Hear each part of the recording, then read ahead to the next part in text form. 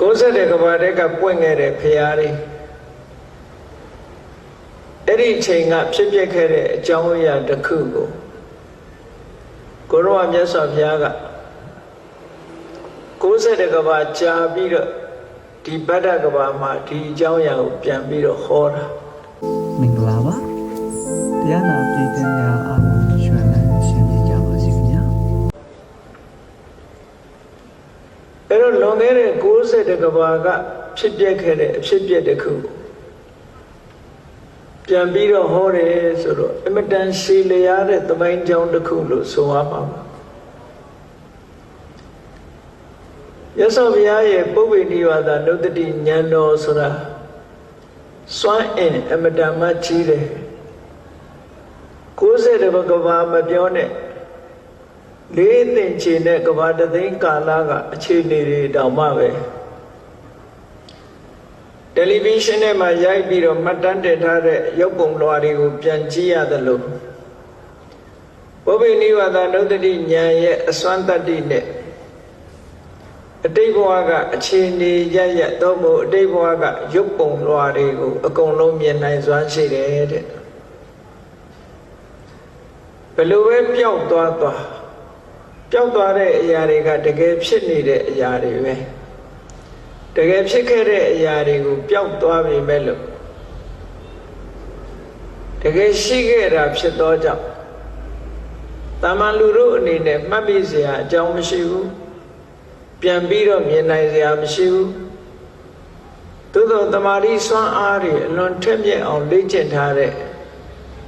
ပုဗ္ဗေနိဝါဒနုတ္တိဉာဏ်ရှိတဲ့ဘုရားရှင်လိုပုဂ္ဂိုလ်ထူးတွေကြတော့ဘယ်မျှပဲဝေးကွာခဲ့ပြန်ပြီးတော့ကြည့်လိုက်လို့ရှင်အစအဆုံးတိတိကျကျအကုန်လုံးမြင်ရတယ်တဲ့အဲ့ဒီပုဗ္ဗေနိဝါဒနုတ္တိဉာဏ်နဲ့ပတ်သက်လို့စွမ်းအားတွေတဦးနဲ့တဦးမတူကြဘူးရသော်ဘုရားရဲ့စွမ်းအားကတော့အကြီးဆုံးပေါ့ကိုရောမြတ်ပါရမီဖြည့်ခဲ့တဲ့သူမိတာဘဝကစအားပြီးတော့ကိုရောမြတ်စွာဘုရားဖြစ်သည့်အထိအတိတ်ဘဝကတွေ့ကြုံခံစားခဲ့ရတဲ့အကြောင်းအရာတွေဟာအကုန်လုံးပြန်ပြီးတော့ဟောနိုင်တဲ့အနေအထားရှိအဲ့ဒီလိုပြန်ပြီးတော့ဟောတဲ့ထဲမှာဒီကနေ့စာပေမှာမှတ်တမ်းတင်ထားတာကရသော်ဘုရားသခင်ကိုရောမြတ်ရဲ့အတိတ်ဘဝကဖြစ်တော်စဉ်ပေါင်းဟာ950ရှိတယ်950ဆိုတာလေးသိင်ချေနဲ့ကဘာတသိန်းဆိုတာနဲ့တွက်ကြည့်လို့ရှင်အလွန်နည်းနေသေးတယ်950မကနိုင်ဘူးဘဝတွေသို့တော့ရသော်ဘုရားဆိုတာအကြောင်းပေါ်လာမှသာဟောတာအကြောင်းမပေါ်လို့မပြောတဲ့ဇာလန်းတွေအတိတ်ဘဝကရုပ်ပုံကချက်တွေဟာအများကြီးရှိသေးတယ်အကြောင်းတိုက်ဆိုင်လာတဲ့အခါကျတော့မချမ်းမချွေမြတ်စွာဘုရားကပြန်ပြီးတော့ဟောတယ်အဲ့ဒီလိုအတိတ်ကိုပြန်ပြီးတော့ကြည့်နိုင်တယ်ပုဗ္ဗေနိဝါဒအနုတ္တိပုဗ္ဗေနိဝါဒဆိုတာရှေးတုန်းကတကယ်ဖြစ်ခဲ့ဘူးတယ်နေခဲ့ဘူးတယ်ဘဝတစ်ခုအနေနဲ့မိမိကိုယ်တိုင်တွေ့ကြုံခံစားခဲ့ဘူးတယ်ဆိုတာတွေကိုအနုတ္တိနောက်ကျောင်းပြန်ပြီးတော့အမှတ်ရစေတတ်တဲ့စွမ်းအင်တတ္တိရှိတဲ့တတိနဲ့ရှင်တွဲလာတဲ့အသိပညာကိုပုဗ္ဗေနိဝါဒနုတ္တိဉာဏ်လို့ခေါ်တယ်ဝိဇ္ဇာဉာဏ်သုံးပါးထဲမှာပုဋ္ဌိအာလို့ဆိုတာအဲ့ဒီပုဗ္ဗေနိဝါဒနုတ္တိဉာဏ်ကိုပြောတာအဲ့ဒီပုဗ္ဗေနိဝါဒနုတ္တိဉာဏ်ဟာဘုရားမဖြစ်ခင်ကတည်းကရလိုက်တဲ့ဉာဏ်ပေါ့ကဆုံလာပြီနေညဘုရားဖြစ်တော့မယ်လို့ဆိုတဲ့အချိန်မှာဘုရားလောင်းတော်ဟာနေဝင်ချိန်ကစပြီးတော့အဋိဋ္ဌံလိုက်တယ်ဒီကနေ့ဘုရားမဖြစ်မချင်းသို့မဟုတ်ကိလေသာအသောတွေမကုန်မချင်းဒီနေရာကမထဘူးဒီတင်မြင်ခွေထားတာဘယ်တော့မှမဖြစ်ဘူးဆိုတဲ့အဋိဋ္ဌံချက်နဲ့ထိုင်လိုက်တာ လိုထိုင်လိုက်ပြီးတော့အာနာပါနကမ္မထံကိုကြိုးပမ်းအထောက်လိုက်တာပထမယံလို့ဆိုတဲ့7 နာရီအတွင်းမှာအတိတ်ဘဝတွေကိုပြန်ပြောင်းပြီးတော့အမှတ်ရအတိတ်ဘဝကရုပ်ပုံလွှာတွေကိုတိတိကျကျပြန်လီစဉ်းစားလို့အသိဉာဏ်ထဲမှာပေါ်လာစေနိုင်တဲ့ပုဗ္ဗေနိဝါဒနုတ္တိဉာဏ်ကိုရခဲ့တယ်ပုဗ္ဗေနိဝါဒနုတ္တိဉာဏ်ရပြီးတဲ့အခါမှာမစ္စည်းမယံလို့ဆိုတဲ့7 နာရီကနေနိုင်ပြန်2 ချက်လောက်အတွင်းသကောင်းချိန်မှာအနာဂတ်ဖြစ်စဉ်တွေတို့ဝိလံတဲ့ဒေသကအစင်အာယုန်တွေတို့တောင်ကြီးတွေခြားကွယ်နေတဲ့နေရာကအဖြစ်ပြက်တွေတို့အဲ့ဒါတွေကိုလှမ်းပြီးတော့မြင်နိုင်စွမ်းရှိတဲ့ဒိဗ္ဗစက္ခုအဘိညာဉ်ကိုရရှိခဲ့တယ်အဲ့ဒီအချိန်မှာဖျားမဖြစ်သေးဘူးနောက်ဆုံးပစ္စည်းမယံလို့ခေါ်တဲ့3 နာရီရဲ့ဟိုဘက်ရောက်လာတဲ့အခါကျတော့မှဝိပဿနာကျင့်စဉ်တစ်ခုကိုကူးလိုက်ပြီးတော့အာတဝက်ခယဉာဏ်နဲ့အာတော်၄ပါးကုံသွားတဲ့အရတ္တမေရတ္တဖို့ဆိုတဲ့ဒီဉာဏ်ကိုရလိုက်တာအဲ့ဒီအာတဝက်ခယဉာဏ်ကတော့လောကုတ္တရာအဆင့်ပဲသမထကျင့်စဉ်နဲ့မရနိုင်ဘူးဝိပဿနာကျင့်စဉ်နဲ့ရတယ်ခုနကပြောခဲ့တဲ့ပုဗ္ဗေနိဝါဒနုတ္တိတို့ဒိဗ္ဗစက္ခုဆိုတဲ့ဒီဉာဏ်တွေကတော့သမထကျင့်စဉ်နဲ့ရတဲ့ဉာဏ်တွေပေါ့ဝိပဿနာကူးလိုက်တဲ့အခါကျတော့ရသော်ဘုရားရဲ့တဏ္ဍမှာအတိတ်ဘဝကနေပြီးအထုံပါလာတဲ့ကိလေသာအတ္တဝါတွေအားလုံးဟာဝါသနာနဲ့တကွာဖယ်ရှားပြစ်လိုက်နိုင်တယ်ကိလေသာအာသောတွေကိုအလုံးကုန်ခန်းသွားစေတတ်တဲ့အရတ္တမဉ္ဇဉ်ရတ္တဖို့ဉ္ဇဉ်ဆိုတာကိုရလိုက်တယ်အဲ့ဒီအချိန်မှာဘုရားဖြစ်တယ်ပေါ့ရသော်ဘုရားရဲ့စွမ်းရည်တတ္တိဟာယဟန္တာပုဂ္ဂိုလ်ရဲ့စွမ်းရည်တတ္တိလေမြင့်မားတယ်ပိစိကဗုဒ္ဓတို့ရဲ့စွမ်းရည်တတ္တိတွေလည်းမြင့်မားတယ်ဆိုပါစို့ရှင်သာရိပုတ္တရာတို့ရှင်မောက္ကလန်တို့ကမိမိဖြစ်ခဲ့တဲ့အတိတ်ဘဝကအကြောင်းအရာတွေကိုပြန်ပြောင်းပြီးတော့ကြည့်မယ်ဆိုလို့ရှိရင်တသိန်းချေနဲ့ကဘာတသိန်းပဲကြည့်နိုင်တယ်ဟိုဘက်ကကြည့်နိုင်ဘာဖြစ်လို့လဲသူတို့ပါရမီဖြည့်ခဲ့တဲ့အတိုင်းအတာတစ်ခုကတသိန်းချေနဲ့ကဘာတသိန်းမှာပါရမီဖြည့်ခဲ့တယ်အဲ့ဒီအသိန်းချေနဲ့ကဘာတသိန်းဆိုတဲ့ဖြတ်တန်းလာခဲ့တဲ့ဘဝတစ်ခုနောက်ကျောင်းပြန်ပြီးတော့ကြည့်မယ်ဆိုရင်ရှင်သာရိပုတ္တရာတို့ရှမောက္ကလန်တို့အဲ့ဒီထီအောင်ကြည့်လို့ရတယ်ဟိုဘက်ကိုတော့သူတို့သွားလို့မရဘူးဘာဖြစ်လို့မရလဲဆိုအသိဉာဏ်အစစ်မမီဘူးပေါ့ပိစိကဗုဒ္ဓတွေကြတော့နှစ်သင်္ချေနဲ့ကဘာတသိန်းပါရမီဖြည့်ရတာဖြစ်တော့ကြောင့်နောက်ကျောင်းပြန်ပြီးတော့ဘဝဟောင်းကရုပ်ပုံတော်တွေကိုပြန်ပြီးစဉ်းစားမယ်ဆိုလို့ရှိရင်နှစ်သင်္ချေနဲ့ကဘာတသိန်းမှာရှိခဲ့တဲ့သူတို့ရဲ့ကိုယ်တိုင်တွေ့ကြုံဖြစ်ပျက်ခဲ့တဲ့အရာတွေကိုအကုန်လုံးပြန်ပြီးတော့စိတ်ထဲမှာပေါ်လာနိုင်တယ်ပုဗ္ဗေနိဝါဒနုတ္တိအဲ့ဒါပိစိကဗုဒ္ဓကလည်းပဲနှစ်သင်္ချေနဲ့ကဘာတသိန်းရဲ့ဟိုဘက်ကိုသူမသွားနိုင်ဘူးကျန်တာခံမှန်းပြီးတော့သာကြည့်လို့ရတယ်အဲ့ဒီလိုအတိတ်အကြောင်းအရာကိုဖြစ်ပြီးတော့ပြတ်သွားတဲ့အရာတွေကိုဘယ်လိုလုပ်ပြီးတော့ပြန်ပြီးတော့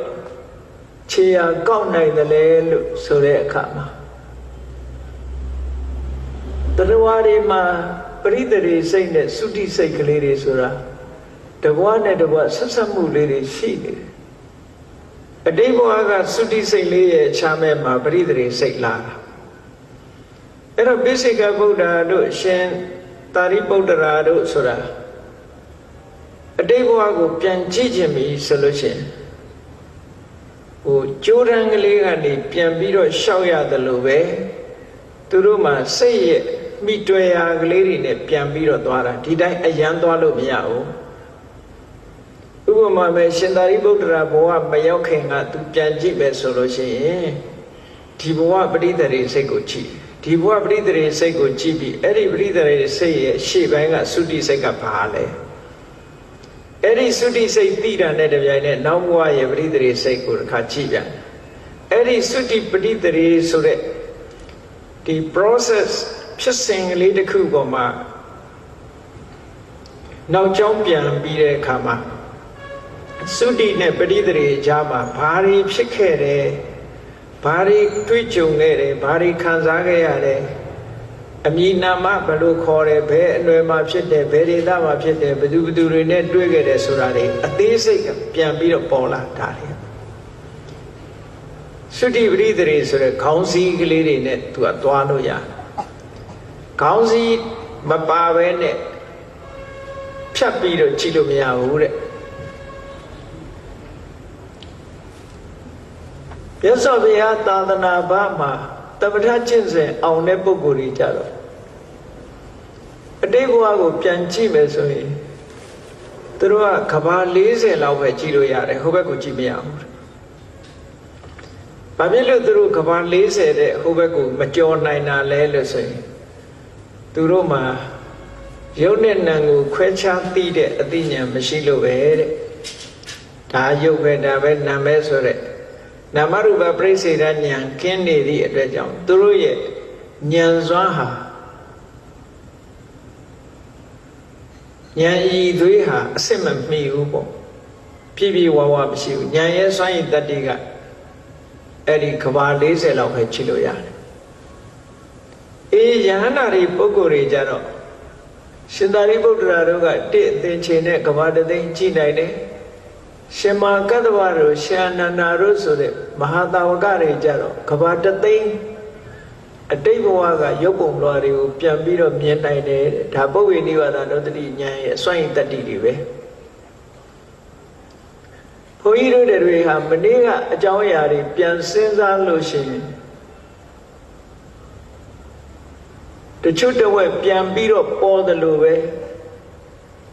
ဘုရားနိဗ္ဗာန်နုတ္တိဉာဏ်ရထားတဲ့ပုဂ္ဂိုလ်ဟာမနေ့ကအကြောင်းအရာပြန်ပြီးတော့စဉ်းစားလို့ပေါ်လာတယ်လို့သူတို့ဉာဏ်ထဲမှာအကုန်လုံးပေါ်လာတယ်အဲ့တော့ဘုန်းကြီးတို့တွေမှာဒါတော့အကုန်လုံးပေါ်တာမဟုတ်ဘူးနော်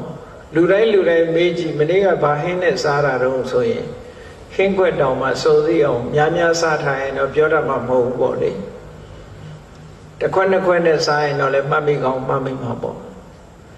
အေးမနေ့မိုးလင်းကနေစပြီးညနေထိအောင်မင်းဘသူတွေနဲ့စကားပြောခဲ့တယ်လေဘယ်သွားခဲ့တယ်လဲဆိုတာတောင်အတော်ပြန်စဉ်းစားရင်တော့ပေါ်တော့ပေါ်မှာပေါ်တဲ့လူလည်းပေါ်တယ်မပေါ်တဲ့လူလည်းပေါ်မှာမဟုတ်ဘူးပေါ့နော်အေးမြတ်စွာဘုရားတို့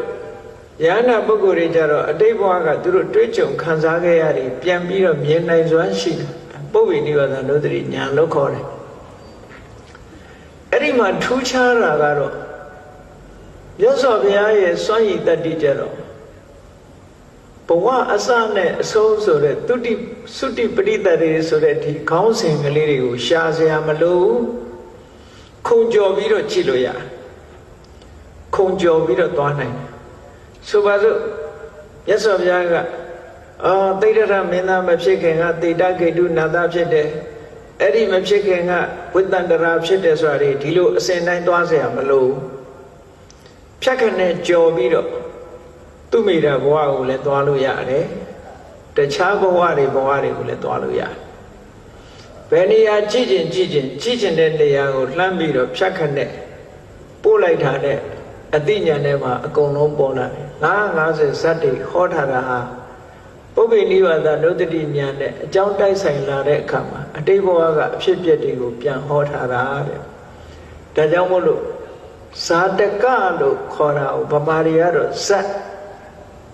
ဇာတကရဲ့အဓိပ္ပာယ်ကဇာတဆိုတာဖြစ်ပျက်ခဲ့တဲ့အကြောင်းအရာတွေကိုကဆိုတာပြောပြတာretold ပေါ့retold တကယ်ကိုဖြစ်ပျက်ခဲ့တဲ့အကြောင်းအရာတွေကိုပြန်ပြီးတော့ပြောပြတာဇာတကပဲ မြတ်စွာဘုရားကသူ့ဘဝသူနဲ့တွေ့ကြုံခဲ့တဲ့အကြောင်းအရာတွေသူများရဲ့ဘဝတွေ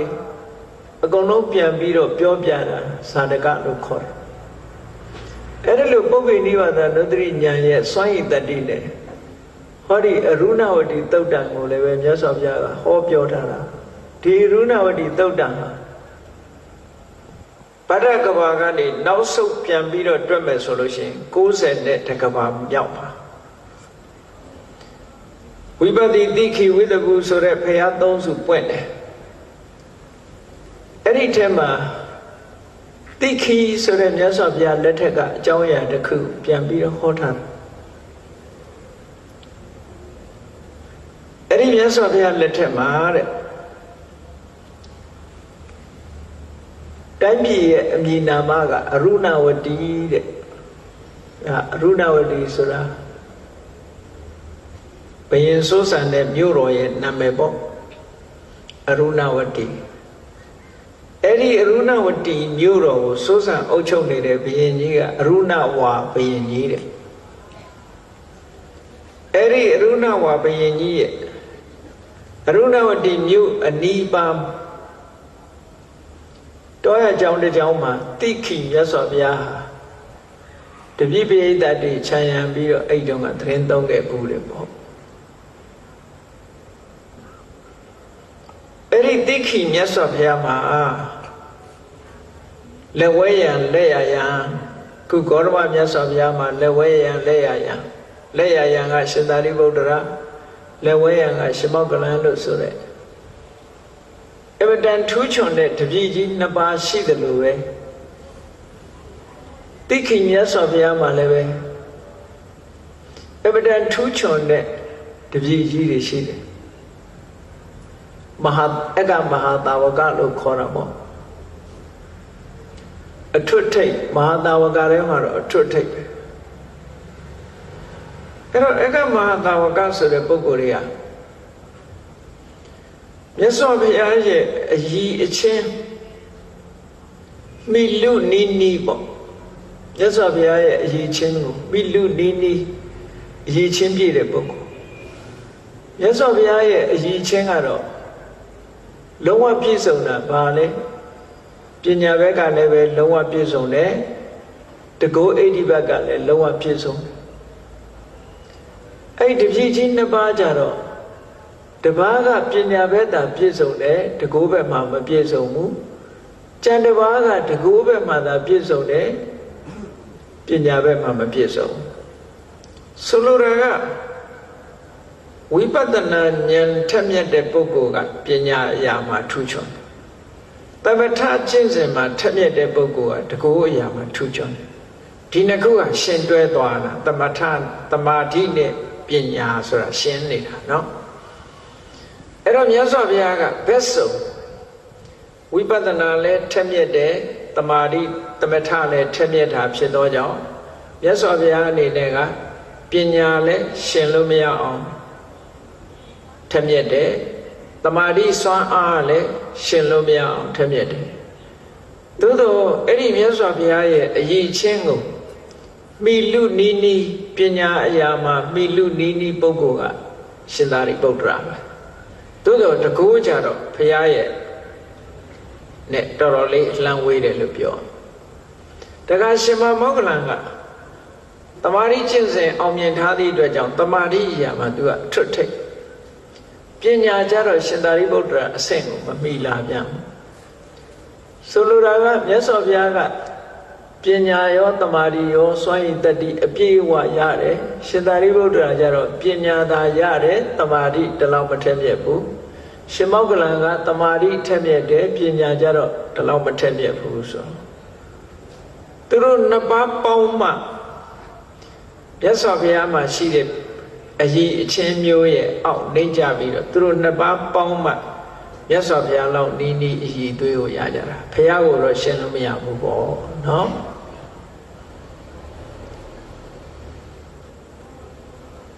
အဲ့ဒီမှာမြတ်စွာဘုရားရဲ့ဝိပဿနာမြတ်စွာဘုရားရဲ့သမထအဲ့ဒီကျင့်စဉ်နှစ်ခုဟာအထွတ်ထိပ်ကိုရောက်ထ ထွတ်ထိပ်ရောက်နေသည့်အတွက်ကြောင့်မြတ်စွာဘုရားကပြန်ပြီးတော့အတိတ်ဘဝဇာတ်ကြောင်းတွေကိုခေါ်တယ်အဲ့ဒီတိုင်းပဲတိခိဆိုတဲ့မြတ်စွာဘုရားရဲ့လက်ထက်မှာလည်းပဲဝိပဿနာစွမ်းအားထက်မြက်လို့ပညာကြီးတဲ့ယဟန်တော်ကအဘိဗုတဲ့လက်ရယံအကတဝက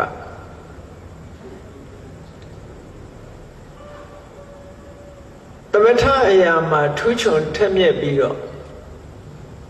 တမာရီစွမ်းအားတွေကြီးမားလို့တကောဣတိပတ်မြင်မာတဲ့လက်ဝဲရံမထေကတော့တံဘဝလို့ခေါ်တယ်အဲ့တော့အဘိဗုနဲ့တံဘဝဂေါရမမြတ်စွာဘုရားမှာတော့တာရိပုတ္တရာနဲ့မောဂလန်တိခိမြတ်စွာဘုရားကျတော့အဘိဗုနဲ့တံဘဝအဲ့ဒါလို့တိခိမြတ်စွာဘုရားမှာတပည့်ကြီးနှစ်ပါးထူးချွန်ထက်မြက်တဲ့တပည့်ကြီးနှစ်ပါးရှိတယ်အတရက်ကြတော့တိခိမြတ်စွာဘုရားကတပည့်ကြီးဖြစ်တဲ့အဘိဗုကိုအဲ့ဒီတော့ကခေါ်တာတော့သူကဗြဟ္မဏလို့ပဲခေါ်တယ်ဘိက္ခုလို့မခေါ်တယ်သုတ္တန်စကားမှာမြတ်စွာဘုရားကတပည့်တွေကိုဘိက္ခုလို့ခေါ်တာရှိတယ်ဗြဟ္မဏလို့ခေါ်တာရှိတယ်အေဂေါရမမြတ်စွာဘုရားကတော့တပည့်သားတွေကိုဘိက္ခုလို့ခေါ်လေးရှိတယ်ဘိက္ခုဆိုတဲ့စကားလုံးကိုခေါ်လေးရှိတယ်တိခိမြတ်စွာဘုရားကတော့သူတပည့်ကြီးတွေကိုဗြဟ္မဏဆိုတဲ့အဓိပ္ပာယ်ကဘာလဲလို့ဆိုရင်အကုသိုလ်တရားတွေကိုတွန်းလှန်ဖယ်ရှားပြီးသားပုဂ္ဂိုလ်တဲ့ဘာဟိတပါပေါ်စိတ်ရဲ့အညစ်အကြေးရုပ်မာတဲ့အတွေးတွေအလုံးကိုဖယ်ရှားတွန်းလှန်ဖယ်ရှားပြီးဖြစ်တဲ့ပုဂ္ဂိုလ်ဗြဟ္မဏလို့ဒီလိုခေါ်တာဟိုပုံနာဆိုတဲ့အဓိပ္ပာယ်နဲ့ဗြဟ္မဏကတစ်မျိုးသူတို့ကြတော့မန္တန်ကိုသင်တတ်လို့ဗြဟ္မဏမန္တန်ကိုရွတ်လို့ဗြဟ္မဆိုတာမန္တန်ဝေဒကျမ်းကိုရွတ်ဖတ်တရစေလို့ဗြဟ္မဏလို့ခေါ်တာအရိယာပုဂ္ဂိုလ်တွေကိုဗြဟ္မဏလို့ခေါ်တာတော့စိတ်ထဲမှာဖြစ်ပေါ်လာတဲ့အကုသိုလ်အညစ်အကြေးရုပ်မာတဲ့အတွေးတွေကိုဖယ်ရှားပြစ်နိုင်လို့တွန်းလှန်ဖယ်ရှားပြီးဖြစ်တဲ့ပုဂ္ဂိုလ်ဖြစ်လို့ဗြဟ္မဏလို့ဒီလိုခေါ်တာအဲ့တော့အဘိဗုဆိုတဲ့ယဟန်ကိုတိခိမြတ်စွာဘုရားကအာယုဆုံးပြီးတော့နေဆုံးမစားခင်ကြားထဲမှာအဘိဗုယဟန်ကိုအေးဗြဟ္မဏတို့ဗြဟ္မပြည်သွားရအောင်ခေါ်လိုက်တာဗြဟ္မပြည်သွားကြရအောင်ဆရာတပည့်ရသော်ဘုရားနဲ့တပည့်တာဝကနှစ်ပါးဗြဟ္မပြည်ကိုသွားကြတယ်ဗြဟ္မာတွေကိုတက်ပြီးတော့တရားဟောတာပေါ့ဗြဟ္မပြည်ကိုသွားတယ်အဲ့ဒီဗြဟ္မပြည်ကိုသွားတဲ့အခါကျတော့ဘယ်ပုံသွားတာလဲကာယကမနလို့ဆိုတဲ့ခန္ဓာကိုယ်ကြီးနဲ့သွားတဲ့အသွားကြတော့အမတန်နှေးတယ်ကာယကမနဆိုတာကြည့်လေလူတွေလမ်းလျှောက်ပြီးလာရင်နေ့ပဲလာလို့ရတာဟုတ်အဲ့တော့နေ့လေးကောင်းကင်ကနေပြန်တက်သွားပြီးတော့သွားတာကာယကမနအတော်နဲ့ရောက်မှာမဟုတ်ဘူးဗြဟ္မပြည်ကအလွန်ဝေးတာအမတန်လင်းမြန်နဲ့ဒုံးရံကြီးနဲ့ပြစ်ထားတောင်မှပဲဟုတ်လားဒီလာတို့ဂျိုရီတို့ရောက်ဖို့ဆိုတာ20ခွဲ30ခွဲနဲ့အမတန်လင်းမြန်တဲ့အဟုန်နဲ့သွားတာတောင်မှပဲချက်ချင်းရောက်တာမှမဟုတ်တာနော်လူကိုယ်တိုင်ကခြေလန်းလန်းတယ်လို့ကောင်းကင်ဘဝကနေပြန်တက်သွားလို့အတော်နဲ့ရောက်မှာမဟုတ်ဘူးဓမ္မပြေကအလွန်ဝေးတယ်ဘလောက်ဝေးတယ်ဆိုတာခံမှန်းပြောထားတာရှိတယ်တယုဇနာလောက်အလျားအနံရှိတဲ့ကြောက်ဖြာကြီးတစ်ခုကိုဒါကတင်စားပြီးတော့ပြောတာပေါ့အဲ့ဒီကြောက်ဖြာကြီးတစ်ခုကောင်းကင်ကနေပြီးတော့ဗြဟ္မပြေကနေချလိုက်မယ်ဆိုရင်လူပြေရောက်ဖို့ရအတွက်ရပောင်း120ကြာမယ်လေ4လကြာမယ်လို့ပြောတယ်အစိမ်းအဟုန်နဲ့ကြောက်တုံးကြီးကြောက်ဖြာကြီးကအပေါ်ကနေချလိုက်လို့ကြာလာတာအစိမ်းအဟုန်ပြင်းစွာကြာလာတာအဲ့ဒါ4လကြာမှလူပြေရောက်မယ်လို့ဆိုဒါလူပြေနဲ့ဗြဟ္မပြေဘလောက်ဝေးတယ်ဆိုတာကိုခံမှန်းပြောတဲ့စကားတစ်ခုပေါ့နော် အဲ့တော့ဝေးတဲ့နေရာကိုမြတ်စွာဘုရားကအဘိဓမ္မာယဟန်တော်ကိုခေါ်ပြီးတော့ကဲလာသွားရအောင်ဓမ္မပြည်သွားကြရအောင်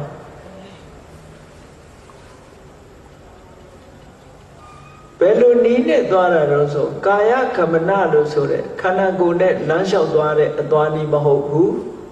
စိတ်တကမနစိတ်နဲ့သွားတဲ့အသွားနဲ့သွားဘုန်းကြီးတို့တွေလည်းကြည့်နေစိတ်နဲ့သွားလိုက်အခုတရားနာရင်အိမ်ပြန်လိုက်ရင်ရောက်သွားတာပဲမဟုတ်လားမှန်လားပါဗျာလူကြီးရတာမရောက်တာနော်မှန်လားပါဗျာအခုတွေ့အခုရောက်သွားတာစိတ်ကအိမ်ကိုရောက်သွားတယ်အေးနိုင်ငံခြားလာတဲ့လူဆိုဘလောက်ဝေးတူတူပါပဲနော်ဥကျွေဟိုလမ်းမှာရှိတဲ့အိမ်သွားတာနဲ့အတိုင်းအတာတကူနဲ့ဟိုအမေရိကန်ကအိမ်ပြန်လာတဲ့တူတူပဲမဟုတ်လားတူတူပါဗျာစိတ်ကတွေးလိုက်လို့ရှင်ဟောတူတူပဲရောက်သွားမှာပဲအတိုင်းအတာနှစ်ခုစိတ်သွားတာအလွန်မြန်တယ်လေအလွန်မြန်တယ်အမေရိကန်နေတဲ့လူတယောက်ကလည်းပဲခုထိုင်းနေရကနေကဲအမေရိကန်ပြန်လိုက်ပါဦးမယ်စိတ်ကလေးနဲ့ပြန်ကြည့်ခုပြန်ခုရောက်သွားတာပဲအဲ့ဒါကိုစိတ်တကမနလို့ခေါ်တယ်ရုပ်ခန္ဓာကိုယ်ကြီးကိုစိတ်ထဲမှာထည့်သွင်းလိုက်ပြီးတော့စိတ်အဖြစ်ရုပ်ခန္ဓာကိုယ်ကြီးကိုဖြောက်ပြီးတော့စိတ်အသွင်ထည့်သွင်းလိုက်ပြီးတော့သွားလိုက်တဲ့အခါကျတော့လူပြေမှာခုနကအရုဏဝတီမြို့တော်တောရကျောင်းလေးကနေပြုတ်ခနဲ့ပျောက်သွားပြီးတော့ဟိုမှာဘွားခနဲ့ပေါ်သွားတာစိတ်တကမနလို့ခေါ်တယ်စိတ်နဲ့ကြွသွားတာနော်ဥပမာပေးထားတယ်ဘယ်လိုဥပမာပေးတော့ဆိုရင်ကွေးထားတဲ့လက်ကလေးကိုဆန်းလိုက်သလိုအဲ့ဒါလောက်မြန်အောင်ရောက်သွားတယ်လို့ဆိုလို့တယ်ကွေးထားရကဆန်းလိုက်တဲ့အခါမှာအဲ့ဒီအချိန်ပိုင်းလေးနဲ့ပြမပြေရောက်သွားတယ်ပေါ့အကြာကြီးသွားနေစရာမလိုဘူးစိတ်တကမနအခုသွားကိုရောက်သွားတယ်စိတ်ညွတ်တဲ့အချိန်ချက်ချင်းရောက်သွားတယ်ဆန်းထားတဲ့လက်ကလေးကိုကွေးလိုက်တဲ့အချိန်ပိုင်းလေးအတွင်းမှာမြတ်စွာဘုရားနဲ့အဘိဓမ္မာယဟန်တော်တို့ဟာပြမပြေရောက်သွားကြတယ်အဲ့ဒီလိုရောက်သွားတယ်ဆိုတာပင်ကိုရုပ်ပုံတဏ္ဍာနဲ့သွားတာတော့မဟုတ်နိုင်အခုလာကဘာတို့ဂျိုရုနဲ့လိုက်တဲ့ပုဂ္ဂိုလ်တွေဟာကိုယ့်ရဲ့ခန္ဓာကိုယ်အကာအကွယ်တွေအများကြီးလုပ်ကြရတယ်မဟုတ်လားအကာအကွယ်တွေအဝတ်အစားတွေကဒီကအခုလက်ရှိအဝတ်နဲ့ဝတ်သွားလို့မရဘူးဝတ်သွားလို့မရဘူးအဝတ်အစားတစ်မျိုးတီထွင်ပြီးတော့သွားတယ်အဲ့ဒါလိုပဲတိခိမြတ်စွာဘုရားနဲ့အဘိဓမ္မာယဟန်တော်တို့ဟာဗြဟ္မပြေကြွသွားတယ်ဆိုတာနေမိတယုတ်ဖန်ဆင်းပြီးတော့သွားရအောင်အကယ်၍နေမိတယုတ်မဖန်ဆင်းမဲ့နဲ့လူသဏ္ဍာန်တိုင်းသွားလို့မရဘူးပေါ့ဒါတော့မှန်တယ်နတ်တွေကလူပြေလာလို့ရှိရင်လေလူပြေနဲ့တင့်တော်တဲ့ယုံမျိုးဖန်ဆင်းပြီးတော့လာရတယ်ဒီတိုင်းလာလို့မရဘူးဗြဟ္မာတွေကလူပြေလာလို့ရှိရင်လေလူပြေနဲ့တင့်တော်တဲ့ယုံကိုဖန်ဆင်းရတယ်အဲ့ဒီလိုမှမဟုတ်လို့ရှိရင်သူတို့ယက်တီခြင်းကမစွမ်းနိုင်ဘူးဆိုပါစို့တာဟံပတိဗြဟ္မာမင်းကြီးကရသော်ဘုရားက49ရက်ပြည့်တဲ့အခါတရားရဲ့လေးနက်မှုကိုဆင်ញင်စဉ်းစားအဲ့ဒီလိုဆင်ញင်စဉ်းစားလိုက်တဲ့အချိန်မှာအိုးတရားကလည်းအမတန်လေးနက်တယ်တတ္တဝါတွေငါဟောတဲ့တရားနားလည်မှာမဟုတ်ပါဘူးသူတို့ကကောင်းကောင်းအာယုစိတ်တွေထဲမှာပြောနေကြတာတရားဟောရင်ငါပဲပင်မမှာပဲဆိုတဲ့အတွေးလေးဝင်လာတဲ့အချိန်မှာတန်တိပြမကြီးကပြုတ်ခနဲ့ရောက်လာတယ်အဲ့ဒီလိုရောက်လာတယ်ဆိုတာဗြဟ္မာပြည်မှာနေတဲ့ဗြဟ္မာရဲ့ခန္ဓာကိုယ်မဟုတ်ဘူးလူပြည်ရောက်ရင်ရုပ်ချမ်းဖန်ဆင်းလာခဲ့ရဖန်ဆင်းလာပြီးတော့မြတ်စွာဘုရားရှေ့မှာလက်ဝဲဘက်ဒူးကမြေကြီးကိုထောက်ပြီးတော့လက်ရဘက်ကမုတ်ဆိုးတိုင်းထိုင်တာပေါ့နော်ဒူးတစ်ဖက်ထောက်ပြီးတော့မုတ်ဆိုးတိုင်းထိုင်ပြီးလက်အုပ်ချပြီးဘုရားကိုလျှောက်တာနိဗ္ဗာန်တကားကြီးဖွင့်တော်မူပါဆိုတာအဲ့ဒီမှာမုတ်ဆိုးတိုင်းထိုင်လို့ရအောင်ကဗြဟ္မာရဲ့ခန္ဓာကိုယ်အစစ်နဲ့ဆိုရင်ထိုင်လို့မရတခါတော့ကဟတ္တကဆိုတဲ့ဗြဟ္မာကြီးကလူပြေလာဘုရားရှိရောက်ပြီးတော့သူလာလိုက်တာကဗြဟ္မာပြေကရုပ်ပုံလွာတိုင်းသူကဒီလာတယ် လာပြီးတဲ့အခါဘုရားရှိခိုးမှာသူကရက်မလို့ကြိုးစားတာရက်လို့မရဘူးတဲ့မြုပ်မြုပ်ဝင်သွားတယ်ဘာဖြစ်လို့ရက်လို့မရတာတော့ဆိုတော့မြမာရဲ့ခန္ဓာကိုယ်က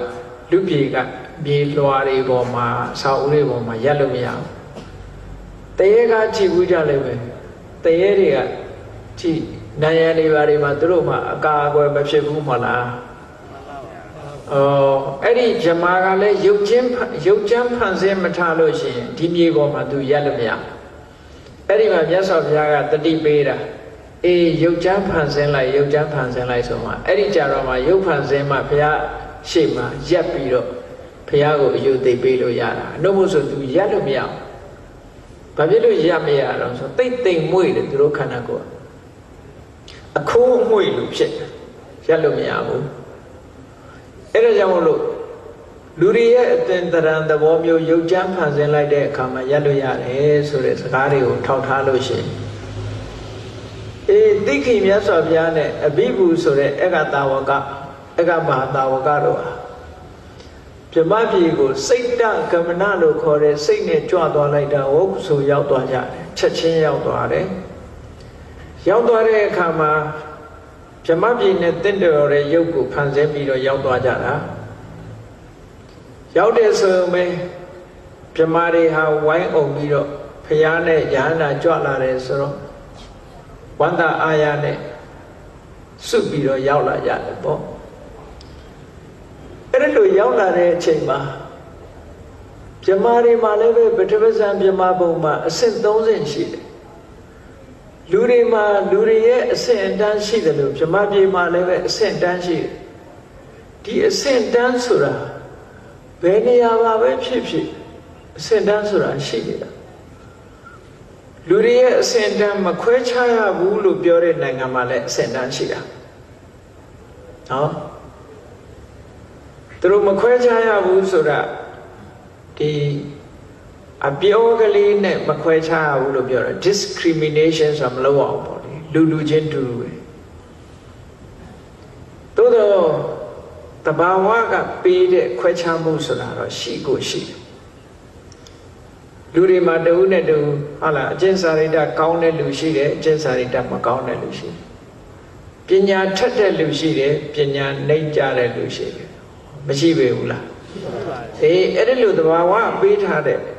အဆင့်တန်းကတော့ဘလို့မှဖြောက်လို့မရဗြဟ္မပြည်မှာလည်းပဲလူပြည်တုန်းကလုပ်ခဲ့တဲ့ကုသိုလ်ကောင်းမှုချင်းမတူသည့်အတွက်ကြောင့်ဗြဟ္မပြည်မှာအဆင့်30ရှိတယ်တဲ့ပထမဇန်ဗြဟ္မပြည်မှာနံပါတ်1ကမဟာဗြဟ္မာအုပ်စိုးတဲ့ဗြဟ္မာကြီးအမတတကိုးကြီးတယ်သူက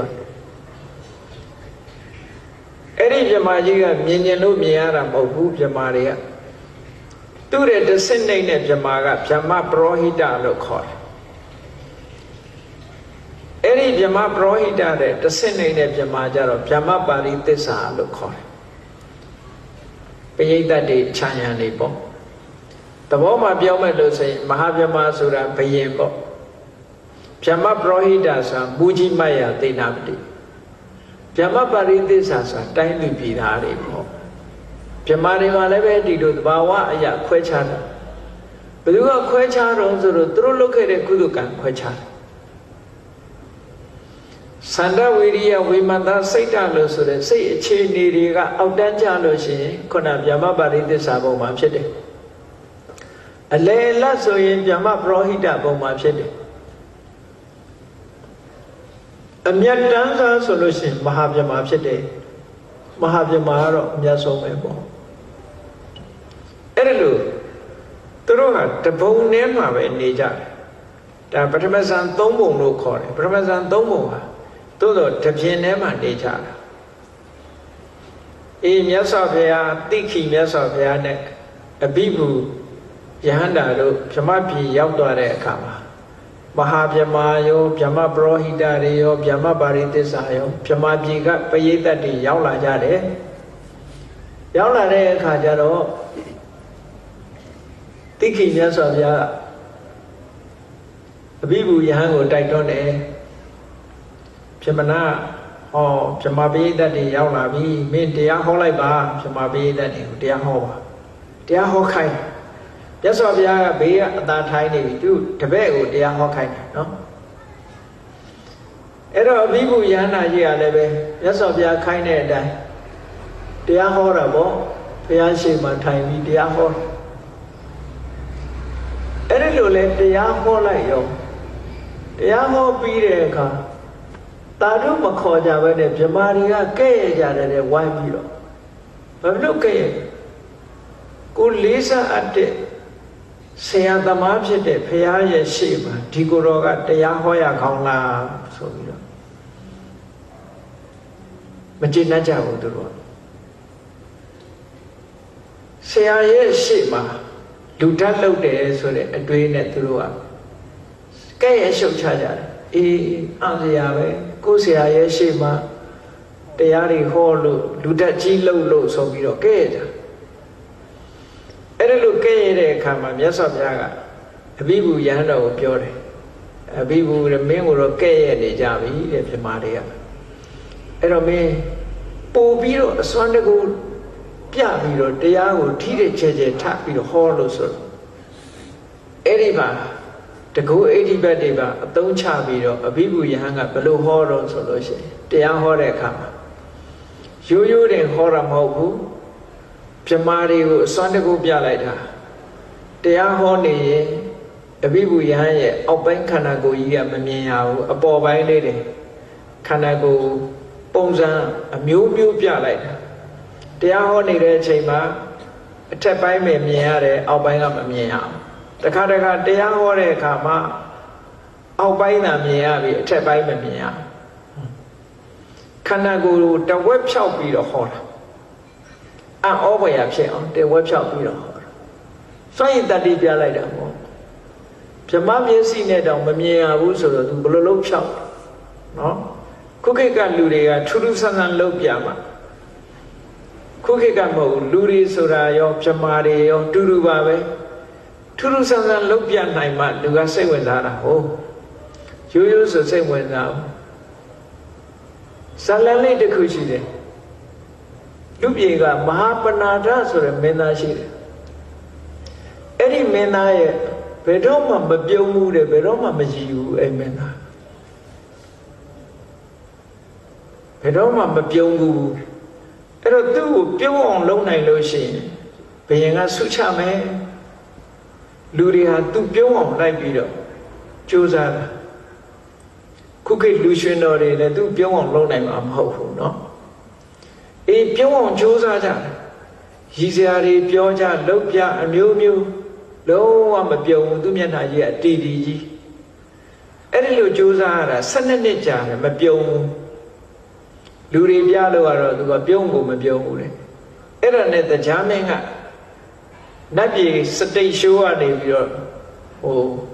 ကားချေတဲ့တရားကိုလွတ်ပေးလိုက်တယ်အဲ့ဒီမဟာပဏာဒမင်းသားဟာမပြုံးဘူးလို့ပြောတယ်မင်းပြုံးအောင်သွားလုပ်ချီသို့မဟုတ်နတ်လူရှင်တော်ပေါ့နတ်လူရှင်တော်လွတ်လိုက်တယ်လို့ပြောရမှာပေါ့နော်ခုခေတ်ပိဋကလည်းအဲ့ဒါကိုနတ်လူရှင်တော်ဆိုရင်ပြုံးကောင်းပြုံးမယ်ထင်တယ်ကြာအေးခုခေတ်လူတွေကတော့ဟာသသမားလာရင်ပြုံးကြတာပါပဲအဲ့ဒီမဟာပဏာဒမင်းသားလုံးဝမပြုံးလို့ဟိုကနတ်ပြည်ကလွတ်လိုက်တဲ့နတ်ကချေတဲ့ကဘာလုပ်ပြတော့လို့ဆိုသူက dance လုပ်ပြတာ dance လုပ်တာဘယ်လိုလုပ်တော့ဆိုရင်သူကတာမျက်လုံးလေးကတစ်ဖက်ထဲတင်လှုပ်ပြီးတော့ကပြတယ်တချမ်းလှုပ်အကကိုကပြတယ်ခန္ဓာကိုယ်ကြီးတဝက်မျက်လုံးလေးတစ်ဖက်ပဲလှုပ်တယ်လက်တစ်ဖက်ပဲလှုပ်တယ်ခြေထောက်တစ်ချောင်းပဲလှုပ်တယ်ကြံတဲ့ဘက်ကငြိမ်နောက်တစ်ခါဟိုဘက်ကလှုပ်ဒီဘက်ကငြိမ်အပေါ်ပိုင်းလှုပ်အောက်ပိုင်းလှုပ်အဲ့လိုအမျိုးစုံတချမ်းလှုပ်အကပြတဲ့အခါကျတော့မဟာပဏာဒမင်းသားနည်းနည်းလေးပြုံးတယ်အဲ့ဒီကာရာကိုကြည့်ပြီးတော့ဗမာပြည်မှာအခုလူပြည်မှာတချမ်းလှုပ်အကမပေါ်သေးဘူးเนาะတချမ်းလှုပ်အကတကယ်တချမ်းနဲ့ပဲအဲ့ဒါတချမ်းလှုပ်အကကကြင်လို့ရှိရင်တော့တချမ်းလေဖြတ်ထားတဲ့လူကခိုင်းတော့ရကောင်းရလိုက်အဲ့ဒါလည်းပဲအထက်ကရာထဲမှာမတန်းတင်ထားတာလေးရှိထူးထူးဆန်းဆန်းပေါ့အဝဝရိအဘိဓုယဟန်ကလည်းပဲကြည့်လေခန္ဓာကိုယ်တဝက်ကိုသာပြပြီးတဝက်ကို မမြင်ရအောင်လုပ်ပြီးတရားဟောတယ်ခန္ဓာကိုယ်အပေါ်ပိုင်းကိုပြပြီးအောက်ပိုင်းကိုမမြင်ရအောင်လုပ်ပြီးတရားဟောတယ်အောက်ပိုင်းကိုသာမြင်ရပြီးအပေါ်ပိုင်းမမြင်ရအောင်လုပ်ပြီးတရားဟောတယ်အဲ့ဒါလို့အမျိုးစုံတကုတ်ဣတိပတ်တွေနဲ့လှုပ်ပြတဲ့အခါကျတော့အဲ့ဒီကြတော့ဗြဟ္မာကြီးတွေကဟာအာဩဇေကောင်းလိုက်တာဒီကိုယ်တော်တေးတကူကြီးတာပဲသူတို့တော့မတတ်နိုင်ဘူးအမတန်အစွမ်းတကူကြီးပါပဲတဲ့ဆိုဝမ်းမြောက်ဝမ်းသာဖြစ်ကြတယ်အဲ့ဒီကြတော့မှအဘိဗုယဟန်ကိုထင်ကြီးသွားတာတဲ့အဲ့ဒီချိန်မှာအဘိဗုယဟန်ကမြတ်စွာဘုရားကိုလျှောက်တယ်အရှင်ဘုရားတဲ့တပည့်တော်လူပြေတုံးကယဟန်တန်ဃာတွေနဲ့စမိဆက်ရပြောရင်းကနေဒီဗြဟ္မပြေကနေပြီးတော့လူပြေကကြားအောင်သူတရားဟောနိုင်တယ်အခုလိုမိုက်တွေပါမပါဘူးเนาะဗြဟ္မပြေကခုနဗြဟ္မပြေနဲ့လူပြေဆိုတာအလွန်ဝေးတယ်ကြောက်တုံးကြီးကြောက်ဖြာကြီးကိုချလိုက်ရင်၄လကြာမှလူပြေရောက်မှဆိုတော့ဘလောက်ဝေးတယ်ဆိုတာစဉ်းစားတာကြည့်ပေါ့အခုနေရီလာရီဆိုတာစတုမာတဲ့ပုံပဲရှိတယ်ပေါ့အဲ့ဒီတဲ့အလွန်မြင့်တဲ့ကောင်းကင်ရဲ့ထက်ထဲမှာရှိတာဆိုတော့အဲ့ဒီဗြဟ္မပြေကနေပြီးတော့တရားဟောတာကိုအောက်ကတန်ဃာတွေကြားအောင်သူဟောနိုင်တယ်ဆိုတာကိုသူပြောခဲ့ဘူးတဲ့ဆိုတော့မြတ်စွာဘုရားကအေးဒါဆိုလို့ရှိရင်လူပြေကကိုတော်တွေကြားအောင်မင်းတရားဟောလို့ဆိုစัจ java လာ1000ကနေကြားရအောင်အဋိဋ္ဌံလိုက်တယ်အဋိဋ္ဌံလိုက်တဲ့အခါကျတော့အဋိဋ္ဌံပြီးတော့ဂါထာလေးတစ်ပုဒ်ဂါထာလေးနှစ်ပုဒ်ကိုရွတ်တယ်အဲ့ဒီဂါထာလေးတွေကလည်းအမှန်တန်တန်မိုးရှိတဲ့ဂါထာတွေပေါ့အာရပထနိက္ကမထယုံဇထဗုဒ္ဓသာသနိဒုနာထမစ္ဆုနောသေနံနလာခါရံဝကုံစရောဆိုတဲ့ဂါထာလေးတစ်ပုဒ်ပထမရွတ်လိုက်တယ်အာရပထနိက္ကမထယုံဇထဗုဒ္ဓသာသနိဆိုတဲ့အဓိပ္ပာယ်ကမြတ်စွာဘုရားသာသနာတော်မှာကြိုးစားကြပါအထောက်ကြပါနော်ဆွဲဆွဲမြဲမြဲအလုပ်လုပ်ကြပါတိုက်တွန်းလို့ဆိုတာသာသနာတော်ကြီးနဲ့ကြုံတွေ့ပြီးတော့မိမိလျော်ရောမနေနဲ့ကြိုးစားကြလို့ဒီလိုပြောတာတခုလုပ်ကြရမယ်တရားဓမ္မနဲ့ပတ်သက်ပြီးမသိသိအောင်ကြိုးစားကြရမယ်ဒုနာထမစ္ဆုနောသေနံနလာကာရံဝကုံစရောကျူရိုးတွေနဲ့ဆောက်ထားတဲ့အိမ်ကိုဆင်တကောင်ကဝင်မွေ့ပြီးတော့ခြေမုံပစ်တယ်လို့ပဲသေမင်းရဲ့စစ်တပ်တဖွဲဖြစ်တဲ့ကိလေသာတွေကိုလည်းပဲခြေမုံပစ်ကြပါလို့ဒီလိုပြောတာဒါကိုထလေးလုံးဂါထာလို့လည်းခေါ်ကြတယ်အာရပထနိက္ကမထယုံဇထဗုဒ္ဓသာသနိဒုနာထမစ္ဆုနောသေနံနလာကာရံဝကုံစရောဆင်ကြီးဟာကျုထျံအိမ်ကိုခြေမုံပြီးတော့ဖြတ်စည်းပြစ်တယ်လို့သေမင်းရဲ့စစ်တီဘောပါဖြစ်တဲ့ကိလေသာအာတော်တွေကံတရားတွေကိုခြေမုံပြစ်ကြမြတ်စွာဘုရားသာသနာတော်မှာပေါ်ပေါ်လျော်လျော်မနေကြတဲ့ကြိုးစားကြဒီလိုအဓိပ္ပာယ်ရတဲ့ခါထာတစ်ပုဒ်ကိုဟောတယ်ပြီးတဲ့အခါဒုတိယဆက်ရွတ်တဲ့ဂါထာကယောဣမတ္တမေဓမ္မဝိနယေအပ္ပမတ္တောဝိဟရတိဝိဟတတိပဟာယဇာတိတန္တာရံဒုက္ခတန္တံဂရိတတိအကျိုးကျေးဇူးကိုပြောတာဟောဒီဗုဒ္ဓမြတ်စွာရဲ့သာသနာတော်မှာတဲ့တရားဓမ္မအပေါ်မှာမမေ့မလျော့နဲ့နေ့စဉ်အမြတ်နေ့စဉ်မပြတ်ကြိုးပမ်းအားထုတ်နေတဲ့ပုဂ္ဂိုလ်ဟာပဟာယဇာတိတန္တာရံဒုက္ခတန္တံဂရိတတိအေးတဘဝပြီးတဘဝစင်စစ်မပြတ်မွေးဖွားပြီးဖြစ်နေရတဲ့ဒီဇာတိဆိုတဲ့တန်တရားကြီးကိုဖယ်ရှားပြီးတော့ဆင်းရဲဒုက္ခတွေအဆုံးသတ်နိုင်ပါလိမ့်မယ်။ဟောဒီတရားနှစ်ပုဒ်ပဲသူဟောလိုက်တယ်။ဗြဟ္မပြေကနေပြီးတော့ရိုးရိုးပဲဟောလိုက်တာ။အဲ့ဒီတရားတန်ကိုလူပြေကယဟန်တွေကအတိုင်းအတာကြီးကြား။ဟောဗြဟ္မပြေကဟောတဲ့ဒီခါရလေးနှစ်ပုဒ် ယောဣမတ္တမေဓမ္မဝိနည်းအပ္ပမတ္တောဝိဟတ္တိဓမ္မဝိနည်းဆိုတဲ့မြတ်စွာဘုရားသာသနာတော်မှာမမေ့မလျော့နေတဲ့ပုဂ္ဂိုလ်ဟာတဲ့ပါဟာယဇာတိတန်တာဇာတိလို့ဆိုတဲ့တန်တရာကြီးကိုဖယ်ရှားပြီးဒုက္ခတဏ္ဍဂရိတ္တိဆင်းရဲဒုက္ခကိုအဆုံးသတ်နိုင်ပါလိမ့်မယ်ဆိုတဲ့ဒီတရားကိုသူဟောလိုက်တာအဲ့ဒါလိုတရားဟောပြီးတဲ့အခါတိခိမြတ်စွာဘုရားနဲ့အဘိဗုဆိုတဲ့ဧကတာဝကတို့ဟာလူပြေကိုပြန်ရောက်လာကြတယ်ပြန်ရောက်တယ်ဆိုတဲ့အချိန်မှာလဲစိတ်တခမနနဲ့သွားတာဟိုမှာပြုတ်ခနဲ့ပျောက်ပြီးတော့လူပြေကကြောင်းမှာပွားခနဲ့ပေါ်လာတာဒါဗြဟ္မပြေခရီးတစ်ခေါက်ပြန်လာခဲ့ကြတယ်ကျောင်းတော်ရောက်တဲ့အခါကျတော့အဘိဗုယဟန်ရဲ့ရွတ်ဆိုတဲ့ဟောကြားတဲ့ဂါထာတွေကိုကြားရလာလို့ဆိုယဟန်တော်တွေကအလုံးကြားရတယ်ဒီတရားဘယ်လိုကြားတော့ဆိုခုနကရာနှစ်ပုဒ်ကိုပြန်ရွတ်ပြကြတယ်ဟောဒါစွန့်ရည်တတိတွေပေါ့စွန့်ရည်တတိဆိုတာလေ့ကျင့်ထားလို့ရတာလည်းရှိတယ်အစွမ်းတကူဆိုတာနေရာတကာတိုင်းမှာရှိတယ်အဲ့တော့စာပေကျမ်းစာမှာအစွမ်းတကူ10မျိုးဆိုတာရှိတယ်နော်အစွမ်းတကူ10မျိုးဆိုတာနံပါတ်1ကဘာတော့ဆိုရင်အဋိဌာနအဋ္ဌိစာပေမှာအဋ္ဌိ10ပါးလို့လည်းပြောတယ်အဋ္ဌိကိုဗမာလိုကတကူလို့ပဲပြန်တယ် literal meaning စကားလုံးကပြောတဲ့အဓိပ္ပာယ်ကတော့ပြည့်စုံခြင်းလို့ဒီလိုအဓိပ္ပာယ်ရတယ်လိုချင်တာဖြစ်တာစွမ်းတကူဆိုတာကိုဖြစ်စေချင်တာဖြစ်အောင်လုပ်နိုင်တာအစွမ်းတကူခေါ်တာပေါ့ကိုဖြစ်ချင်တာဖြစ်အောင်လုပ်နိုင်အဲ့ဒီမှာအဋိဌာနဆိုတာအဋိဌာန်လိုက်တယ်ဥပမာပဲတယောက်က1000ဖြစ်အောင်အဋိဌာန်ဒါအစွမ်းတကူတစ်ခုပဲကြည့်လေရှင်စုလပန်ကနေပြီးတော့သူယဟန္တာဖြစ်တဲ့အခါကျတော့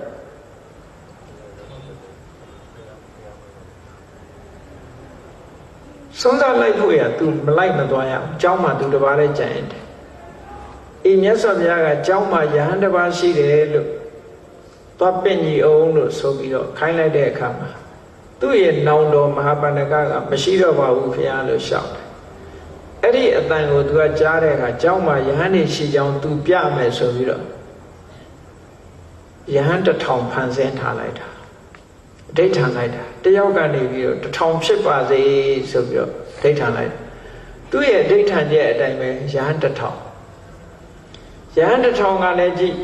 တချို့ကတပြည့်စီးလဲနေတယ်တချို့ကရေခတ်နေတယ်တချို့ကသင်္ကန်းချုပ်နေတယ်တချို့ကတရားထိုင်နေတယ်ကျောင်းဝင်းကြီးတစ်ဝင်းလုံးဟာယဟန်1000နဲ့ပြည့်တယ်ဆုံးသာလာပင့်တဲ့လူကနေပြီးတော့လာပင့်တဲ့အခါဟိုကတပါးပဲပင်ခိုင်းတာဒီကြတော့1000ဆိုသူမပင်ရဲဘူးပေါ့မပင်ရဲတော့ပြန်ပြေးပြီးတော့သွားပြီးတော့လျှောက်တဲ့အရှင်ဘုရားတဲ့ယဟန်တပါးမကဘူး1000တောင်ရှိနေတယ်ဆိုဒါဖြင့်စုလပန်ဆိုတဲ့ကိုယ်တော်ကိုပင်ငယ်လို့တခါမှတော့သူပြန်သွားတယ်ပြန်သွားတဲ့အခါကျတော့ဟိုလဲရောက်ရောအရှင်ဘုရားမြတ်စွာဘုရားကစုလပန်ဆိုတဲ့ကိုယ်တော်ကိုပင်ခိုင်းပါတယ်လို့ဆိုပါဇက်ပေါင်း1000ကပြောလိုက်တာငါစုလပန်ပဲငါစုလပန်ပဲငါစုလပန်ပဲဆိုအားလုံးက1000လုံးကစုလပန်ကြီးဖြစ်နေတယ်မပင်ရဲလို့ပြန်ပြေးသွားတယ်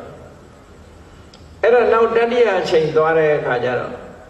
မြတ်စွာဘုရားနီးပေးလိုက်တယ်ပထမဆုံးငါစုလပန်လို့ပြောတဲ့ကိုယ်တော်ကိုလက်ဆွဲခေါ်ခဲ့လို့ပြောအဲ့ဒီတခါသွားပြီးတော့ရှင်ဘုရားစုလပန်ကိုယ်တော်ကြွပါဆိုငါစုလပန်လို့ဆိုတာလက်ဆွဲခေါ်လိုက်တာပျောက်သွားရောကျန်တာတွေကအဲ့ဒါအဋိဌာဏအဋ္ဌိတကိုးနဲ့ဖန်ဆင်းထားတယ်လို့ပြောတာနော်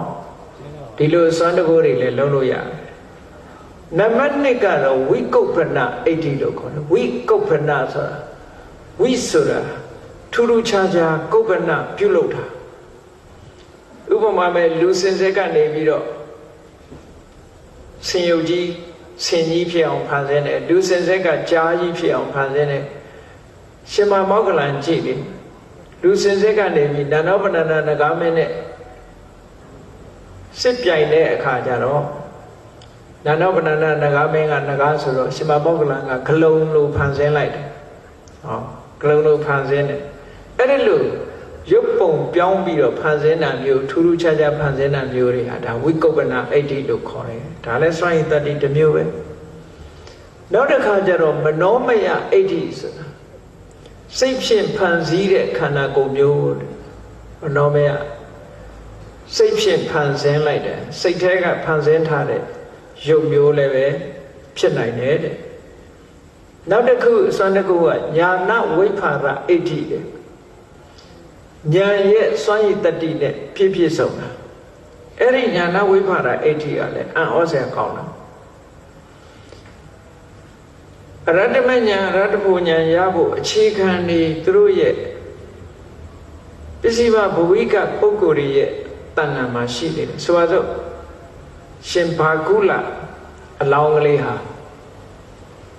အိုးငယ်ငယ်လေး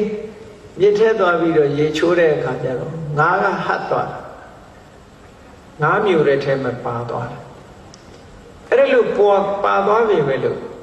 မသေးတာဟာဘာကြောင့်မသေးတော့ဆိုရင်ဒီညာနာဝိဖာရသူ့ရဲ့အရတ္တမေဉာဏ်ရလက်တံဖြစ်တဲ့ဉာဏ်စွမ်းကြောင့်မို့လို့ဒီသိဆုံးခြင်းမရှိဘူးတခါတန်ကိစ္စဆိုတဲ့တာမဏေဟာမွေးဖွားလာတဲ့အချိန်မှာမမွေးဖွားခင်သူ့မိခင်ကကိုဝန်ကြီးနဲ့တည်သွားတာတည်သွားလို့တင်းကြိုင်ပို့ပြီးတော့မီးရှို့တဲ့အခါမှာတဇူဝါးတွေနဲ့ထိုးရင်အဲ့ဒီဖိုက်ထဲကကလေးလေးကလွတ်စင်ပြီးတော့တမန်မြက်ချုံပေါ်မှာသွားကြတယ်နော်မီးရှို့တဲ့ထဲကနေပြီးတော့နော်အဲ့ဒီကလေးလေးကဒီအသက်အိမ်နဲ့ပတ်ပြီးတော့သူကအသက်ရှင်တယ်တမန်မြက်ချုံပေါ်ကြလို့သူ့ကိုဓဗ္ဗလို့နာမည်ပေးထားတာတန်ကိစ္စတို့ဓဗ္ဗတို့ဆိုတာဒီလိုပဲဒီမသေးဘူးဘာဖြစ်လို့မသေးတော့ဆိုပစ္စည်းမဘဝိကဒါညာနာဝိဖာရအဋ္ဌိလို့ခေါ်တယ်အတိညာရဲ့စွန့်ရည်တတ္တိတစ်ခုပဲရှင်ဓဗ္ဗတို့ရှင်တန်ကိစ္စတို့ဆိုတာအဲ့ဒါမျိုးနောက်တစ်ခုကသမာဓိဝိဖာရအဋ္ဌိသမာဓိဝိဖာရသမာဓိစွမ်းအားနဲ့ဆိုရင်လည်းပဲဘယ်သူကမှဒုက္ခမပေးနိုင်ဘူးတခါတော့ရှင်သာရိပုတ္တရာမထေရတောရကျောင်းမှာရှင်မောက္ကလန်နဲ့အတူတောရကျောင်းလေးမှာထိုင်နေကြထိုင်နေရင်တဘာဘဝင်စားနေလာကြီးကလည်းတာလိုက်တာအဲ့ဒီချိန်မှာရှင်သာရိပုတ္တရာလည်းပဲခေါင်းကိုအဲ့ဒီနေ့မှာပြောင်းအောင်ရိတ်ထားတာအပေါ်ကလာရောင်လဲဆိုတော့ခေါင်းလေးကနေပြောင်းပြီးတော့အလက်လက်ဖြစ်နေမှာပေါ့ခေါင်းပြောင်မှာလာတာနေတဲ့အချိန်အဲ့ဒါလို့ရှိနေတဲ့အချိန်မှာဟိုးမြောက်အရာကနေကောင်းကင်ကနေပြီးတော့မြောက်အရာကနေတောင်ရက်သွားတဲ့ဘလူးနှစ်ကောင်အဲ့ဒီနန္ဒဆိုတဲ့ဘလူးကလာရောင်နဲ့ပြောင်လဲဖြစ်နေတဲ့ရှင်သာရိပုတ္တရာခေါင်းပြောင်ကိုမြင်တဲ့အခါကျတော့လက်သီးနဲ့ထိုးခြင်းစိတ်ပေါက်တယ်ကြံ့ကြံ့ဖမှန်နော်စိတ်ကူးရလဲခေါင်းပြောင်မှာလာရောင်ဟတ်နေတာကိုမြင်တဲ့အခါကျတော့လက်သီးနဲ့ထိုးခြင်းလို့တဲ့ဟိုယဟန်ထိုင်နေတာငါလက်သီးနဲ့သွားထိုးမယ်ပေါ့ဟိုဘွားတော့ကဘောက်စင်သမားများဖြစ်လာသလားမသိဘူးသူကထိုးခြင်းကြိတ်ခြင်းနဲ့ဝါသနာရှိတယ်အရှင်သာရိပုတ္တရာထိုင်နေတာမြင်တယ်လက်သီးနဲ့သွားထိုးမလို့တော့သူ့ကိုဖော်လို့တဲ့ဒီဘလူးကပြောတယ်မလုံးနဲ့မင်းသွားမလုံးနဲ့အဲ့ဒီယဟန်အမတန်တကူကြီးတယ်သွားမလုံးနဲ့ဟိုကတမဘဝင်စားနေတာမရဘူးသူလုံးမှာပဲလက်သီးစွမ်းပြအောင်မဆိုဆင်းလာပြီးတော့ရှင်သာရိပုတ္တရာခေါင်းကိုလက်သီးနဲ့ထိုးတယ်သူ့လက်သီးချက်ကဘလောက်ပြင်းတယ်လဲဆိုရင်ခုခေတ်ကကစီယက်လက်ဟိုရင်ဘောက်ဆယ်သမားတဲ့လက်သီးတဲ့ပြင်းလိုက်တယ်နော်စာထဲမှာဘလောက်ပြင်းတော့ဆိုရင်သူထိုးလိုက်တာတောင်တွကြီးတစ်ခုလောက်ဝုန်းကနေပြိုကျသွားလောက်အောင်ပြင်းထန်တယ်လို့ပြောတာပဲအဲ့တော့ရှင်သာရိပုတ္တရာခေါင်းကိုလက်သီးနဲ့ထိုးလာထိုးလိုက်တဲ့အချိန်မှာရှင်သာရိပုတ္တရာကတမာတိစွမ်းအားတမာတိဝိဖာရအဋ္ဌိဆိုတဲ့စွမ်းအားကြောင့်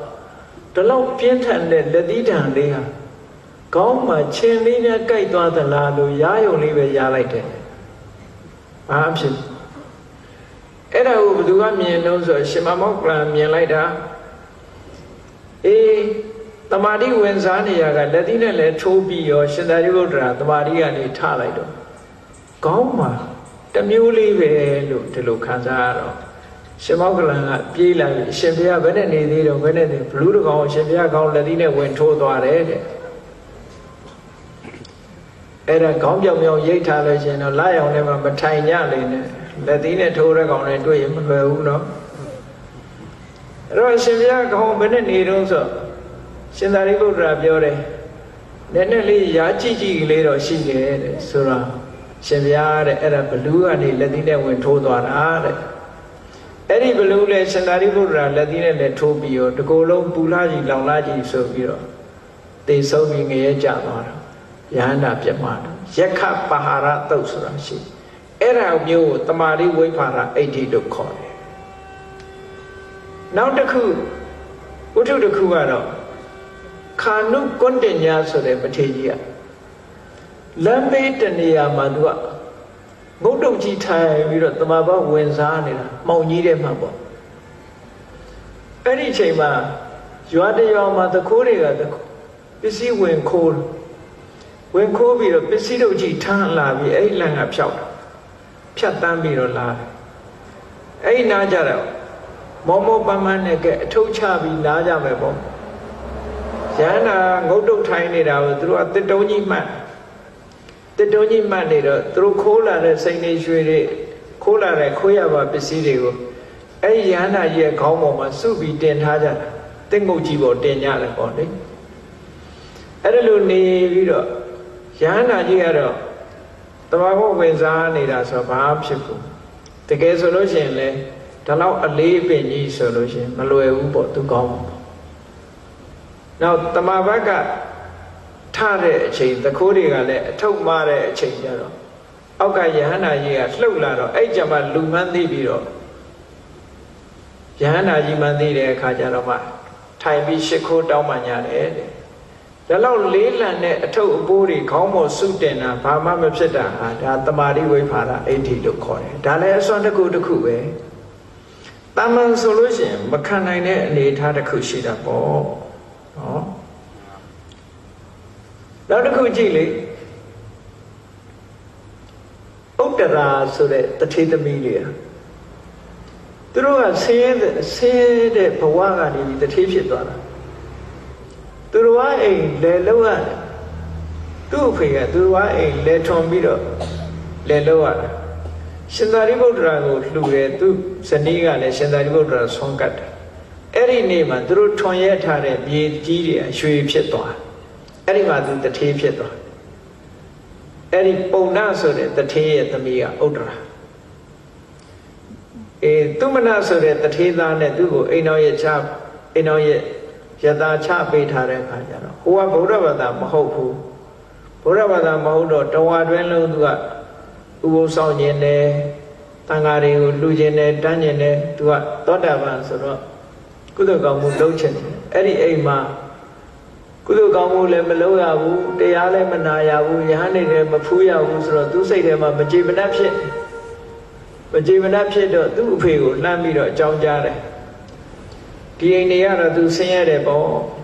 တန်ဃာတွေလည်းတပါးမှဆုံးမကြွေးရဘူးတရားလည်းမနာရဘူးအဲ့တော့ဒီအိမ်ကိုရောက်တာသူကထောင်ကျနေတာနဲ့တူတူပဲဆိုသူ့ဖေကပတ်စံနေပို့လိုက်တယ်ပတ်စံနေပို့လိုက်ပြီးတော့ငါသမီးတဲ့ပြည်တစားမတအူးကိုငှားထားပြီးတော့ငါသမီးကုသိုလ်ကောင်းမှုလုံးလို့ဆိုပြီးတော့သူအဖေလုံးတဲ့ပုဂ္ဂိုလ်ကလှမ်းပြီးတော့ပတ်စံပို့တနေ့ကို1000နဲ့သီရိမာဆိုတဲ့ပြည်တစားမကိုငှားပြီးတော့သူ့ယောက်ျားကိုလုံကျွေးပြုခိုင်းတယ်ပေါ့သူကတော့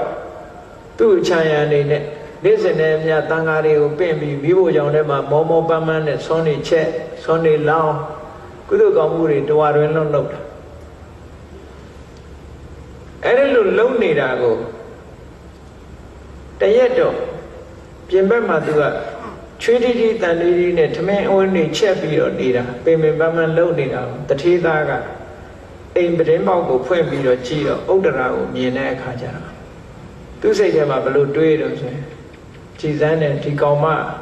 အပင်မခံပြီးတော့ချမ်းချမ်းသာသာမနေတတ်ဘူးပေါ့သူကချွေးတီးတီးနဲ့ချက်လို့ပြုတ်လို့ပင်မခံတယ်ဆိုပြီးတော့သူ့အတွေးနဲ့သူကပြုံးတာအဲ့လိုပြုံးတော့သီရိမာကဘာသူကြည်ပြီးပြုံးတာတော့လို့သူကလည်းပရိမောကကြည်လိုက်တဲ့အခါကျတော့ဥတ္တရာကိုကြည်ပြီးတော့ပြုံးတယ်ဆိုတာကိုသိတော့ သူစိတ်ထဲမှာမနာလိုစိတ်ဖြစ်သွားမနာလိုစိတ်ဖြစ်သွားပြီးတော့အိမ်မောကနေတောက်လျှောက်ဆင်းသွားပြီးတော့ဟိုမှာစီတွေထောပတ်တွေချက်ထားတဲ့ထဲကနေပြီးတော့မှုန့်နဲ့ခတ်ပြီးတော့ဥဒ္ဒရာရဲ့ခေါင်းသွားလောင်းတာအဲ့ဒီလိုလောင်းတဲ့အခါမှာဥဒ္ဒရာကဘာစဉ်းစားတော့ဆိုရင်သူကျေးဇူးကြောင့်ငါကုသိုလ်တွေလုပ်ခွင့်ရတယ်သူ့ပေါ်မှာမပြစ်မှားဘူးချမ်းသာပါစေဆိုပြီးတော့မေတ္တာပွားပြီးတော့နေလိုက်တယ်လောင်းချလိုက်တာအမတန်ပူတဲ့နော်အမတန်ပွက်ဆူနေတဲ့ထောပတ်စီတွေဟာဥဒ္ဒရာခေါင်းပေါ်လည်းရောက်အေးမြပြီးတော့သွားမပူဘူးအဲ့ဒါဘာကြောင့်လဲလို့ဆိုလို့ရှိရင်ဒီတမာတိဝိဖာရတကူပဲတဲ့ဒါလို့ဆိုလို့သမ္မာဝတိမိဖုရားကြီးကလည်းပဲတခါတော့ဥဒိဏမင်းကအမြင်မှားပြီးတော့သမ္မာဝတိနဲ့အဖွဲ့ကိုအကုန်လုံးပြစ်တတ်မယ်ဆိုပြီးတော့မြားနဲ့ချိန်ပြီးအလုံးကိုတန်းစီရခိုင်းတယ်တန်းစီရခိုင်းပြီးတော့ရင်ဝတ်တဲ့မြားနဲ့ချိန်ပြီးတော့ပြစ်တာမြားကလုံးဝမထွက်ဘူးအဲ့ဒါဘာကြောင့်မထွက်တာတော့ဆိုတာမာဝတီကဘယင်မင်းတရားကြီးပေါ်လဲဘယ်လိုမှစိတ်မပြစ်မှားကြနဲ့ဂုံးတိုက်တဲ့မာဂန္ဒီဆိုတဲ့မိဖုရားပေါ်မှာလည်းမပြစ်မှားကြနဲ့အာလုံးမေတ္တာဘာဝနာပွားကြဆိုတဲ့တမာတိစွမ်းအားသူတို့တဏ္ဍာမှာရှိနေလို့ညားကပြစ်လို့မရဘူးတဲ့နော်အဲ့ဒါတွေကဘာလို့ဆိုတမာတိဝိဖာရအဋ္ဌိလို့ခေါ်တယ်တမာတိစွမ်းအားနဲ့တားထားနောက်တစ်ခုကအရိယအဋ္ဌိအရိယအဋ္ဌိအရိယပုဂ္ဂိုလ်တွေဟာစိတ်ကိုပိုင်နိုင်တဲ့စွမ်းရည်တတ်တည်ရှိကြတယ်ယွန်စရာကောင်းတာကိုယွန်စရာမကောင်းဘူးလို့စိတ်ထဲမှာပြောင်းပြီးတော့ထားလို့ရတယ်ဥပမာမဲ့ဆိုပါစို့ရှင်မာကတ္တဗကြီးကိုလူနာယောဂဆွဲနေတဲ့လူကြီးတယောက်ကနေပြီးသူစားနေတဲ့ထမင်းတွေကိုသွေးထဲထည့်တော့သူ့ရဲ့လက်ချောင်းလေးတစ်ချောင်းကတပိတ်ထဲကိုပြတ်ကျကြရင်နော်လူနာယောဂဆွဲနေတဲ့လူရဲ့လက်ချောင်းကလေးတစ်ခုကအဲ့တပိတ်ထဲပြတ်ကျကြရင်သို့တော်ရှင်မာကတ္တဗမထေရကအဲ့ဒီလက်ချောင်းလေးနဲ့ဆွန်းတဲ့ကိုဓာတ်လို့ထားနိုင်တယ်ဒါအလုံးဟာပထဝီဓာတ်ပဲဆိုပြီးတော့လက်ချောင်းလေးကိုတော့မစားဘူးပေါ့နော်ဆွန်းကိုတော့ဒီတိုင်းပေပေရှက်ရှက်ဖုံးပေးနိုင်တယ်အဲ့ဒါဟာအရိယသူတော်စင်တို့ရဲ့စွန့်ရည်တတ္တိတစ်ခုပဲစိတ်ဟာယွန်စရာကိုမယွန်မဲနေနိုင်တယ်နော်နတ်သမီးအာယုံလိုအာယုံမျိုးတွေ့ရင်လည်းမတတ်မှတ်ပဲနေနိုင်တယ်ဆိုတာဒါအရိယပုဂ္ဂိုလ်ရဲ့စွန့်ရည်တတ္တိတစ်ခုတစ်ခုပဲဒါလည်းတစ်ခုလို့ခေါ်တာပဲကိုယ်စိတ်ကိုထိန်းနိုင်တဲ့စွန့်ရည်တတ္တိတစ်ခုနောက်တစ်ခါကျတော့ကမ္မဝိပါကစကမ္မဝိပါကကံရဲ့အကျိုးတရားအနေနဲ့ပေါ်လာတဲ့အစွမ်းတကူဆိုတာရှိသေးတယ်အဲ့ဒါတွေကတော့ငှက်တွေဟာကောင်းဝင်ပြန်နိုင်တာဒါသူတို့ကမ္မဝိပါကစလို့ခေါ်တယ်သူတို့ကံရဲ့အစွမ်းတတ္တိပဲဒါလူတွေပဲပြန်နိုင်ဘူးသူတို့ကံကြောင့်မို့လို့ကံပေးတဲ့အစွမ်းရည်တတ္တိတွေပဲသူတို့အကောင်းဆုံးပြန်နိုင်တာကဘာဝခေတ်ကလူသားတွေဟာလည်းပဲကောင်းကင်ကိုပြန်နိုင်တယ်ကောင်းကင်မှာကျက်စားတယ်ဆိုတာဒါလည်းကံကြောင့်ဖြစ်တာတွေပဲအလုံးကကံပေးတဲ့စွမ်းရည်တတ္တိတွေပဲချီတာဆိုတဲ့တတ္တဝါဟာကဘာပေါ်မှာအပြေးအမြန်ဆုံးပါတယ်ဒါလည်းပဲသူကကံကပေးတာပဲပေါ့တတ္တဝါတွေမှာသူတို့ဆိုင်ရာကံကပေးထားတဲ့အစွမ်းတတ္တိတွေချီကြတယ်တဲ့အဲ့ဒါကိုကမ္မဝိပါကစိတ်တိလို့ခေါ်တယ်နောက်တစ်ခုကကုသိုလ်ကောင်းမှုရှိတဲ့ပုဂ္ဂိုလ်ရဲ့အစွမ်းတကူဆိုတာတစ်မျိုးရှိတယ်ပုံညဝတ္တောအဋ္ဌိကုသိုလ်ရှင်တွေရဲ့အစွမ်းတကူကုသိုလ်ရှိပြီဆိုလို့ရှိရင်မြေကြီးကနေပြီးတော့ရွှေတောင်တွေပေါက်လာစတိလတော့ဆိုရင်မြေကြီးကနေပြီးတော့ရွှေတောင်ပေါက်လာမေနကသထေကြီးဆိုလို့ရှိရင်အိတ်နောက်ပိတ်မှာရွှေစိတ်ရုပ်တွေပေါ်လာဇောတိကဆိုလို့ရှိရင်လည်းယရဏစီချေထားတဲ့နတ်ပြတ်သက်ကြီးပေါ်လာဒါတွေကဘာဖြစ်လို့တော့ဆိုကုသိုလ်ကောင်းမှုကပေးတာဒါတွေကအဲ့ဒါပုံညာဝတ္တောအဋ္ဌိလို့ခေါ်တယ်မေတ္တကသထေကြီးဆိုလို့ရှိရင်ရေမိုးချိုးပြီးကောင်းကင်ကြည့်လိုက်တာနဲ့တပြိုင်နက်စပယ်ကြီးတွေဟာအကုန်လုံးကောင်းကင်ကနေစပားတွေကျပြီးတော့ပြည့်သွားတယ်လို့ပြောတာဒါတွေဟာသူ့ရဲ့တကူအဋ္ဌိပတ်ပဲလို့ပြောတာဘာမှမန္တန်နေပါလေရွတ်တာမဟုတ်ဘူး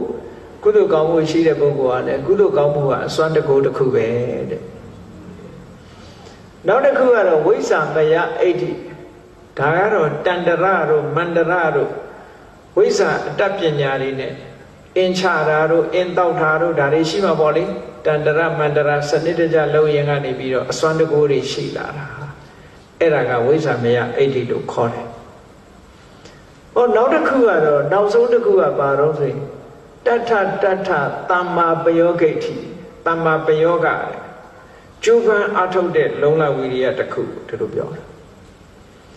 အေးဘဝတစ်ခုရလာတဲ့အခါမှာစီးပွားရေးကိုကြိုးစားလို့စီးပွားရေးအောင်မြင်လာတယ်ဒါသမ္မာပယောဂအဋ္ဌိပဲစာပေကြိုးစားသင်လိုက်လို့တောရမှာတောအောင်စနေဘုံမှာမွေးတဲ့ပုဂ္ဂိုလ်ပဲဖြစ်စေအထိတ်တန်းထက်တန်းကိုရောက်လာနော်ထူးချွန်တဲ့ပုဂ္ဂိုလ်ဖြစ်လာခုခေတ်လိုပြောမယ်ဆိုလို့ရှင်အေးတောကလူတယောက်စာကြိုးစားတယ်စာကြိုးစားသည့်အတွက်ကြောင့်ဒီဂရီတွေများစွာရတယ်ဒီတွေရတယ်နောက်ဆုံးကဆေးပညာအထိအောင်မှီလို့ဟောဆရာဝန်ကြီးဖြစ်သွားတယ်နာမည်ကြီးတဲ့ဆရာဝန်ကြီးဖြစ်သွားဒါသမ္မာပယောဂိဋ္ဌိလို့ခေါ်တယ်ကိုယ်တိုင်ကြိုးစားလို့ထွက်ထက်ရောက်သွားတာဒါမျိုးတွေကလည်းအများကြီးရှိတာပဲလေအိန္ဒိယနိုင်ငံမှာဆိုရင်ဇန်နိတ်နဲ့ထဲကအမ်ဘေဒကာဆိုတဲ့ဇန်နိတ်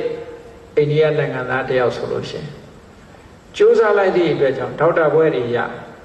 ဒေါက်တာဘွဲ့ရပြီးအိန္ဒိယနိုင်ငံရဲ့ constitution ကိုသူရေးတာတကယ်ဆိုလို့ရှိရင်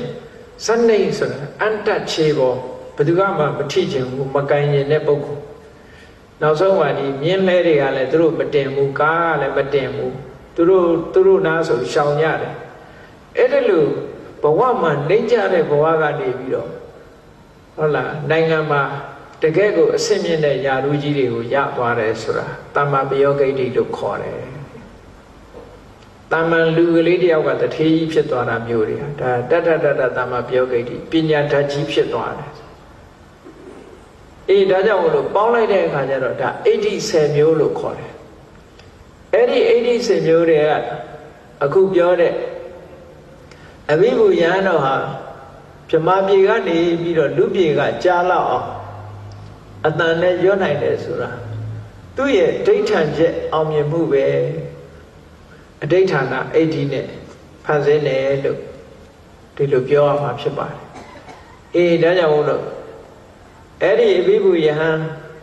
ဟောကြားဆုံးမထားတဲ့အထက်မှာယောဣမတ္တမေဓမ္မဝိနယေအပ္ပမတ္တောဝိဟတတိပဟာယဇာတိတန္တာရံဒုက္ခတန္တံဂရိတတိလူဘဝရလာပြီးတော့သာသနာတော်ကြီးနဲ့ကြုံတွေ့တဲ့အခါမှာမမေ့မလျော့ဖို့အရေးကြီးတယ်မမေ့ဘူးဆိုတာဒါနကောင်းမှုပြုဖို့မမေ့ဘူးစင်ဆက်မပြတ်လုပ်တယ်သီလဆောက်တည်ဖို့မမေ့ဘူးစင်ဆက်မပြတ်လုပ်တယ်ကမ္မထဘာဝနာပွားများအထောက်ဖို့မမေ့ဘူးစင်ဆက်မပြတ်လုပ်တယ်ဆိုတဲ့အဲ့ဒီတရားတွေကိုမမေ့မလျော့ကြိုးစားအထောက်ကြမယ်ဆိုလို့ရှိရင်ဖြစ်လိုက်အိုလိုက်နာလိုက်သေလိုက်ဆိုတဲ့ဒီတန်တရားကြီးကိုဖယ်ရှားပြီးတော့ဆင်းရဲဒုက္ခတွေအဆုံးသတ်သွားမှာဖြစ်ပါတယ်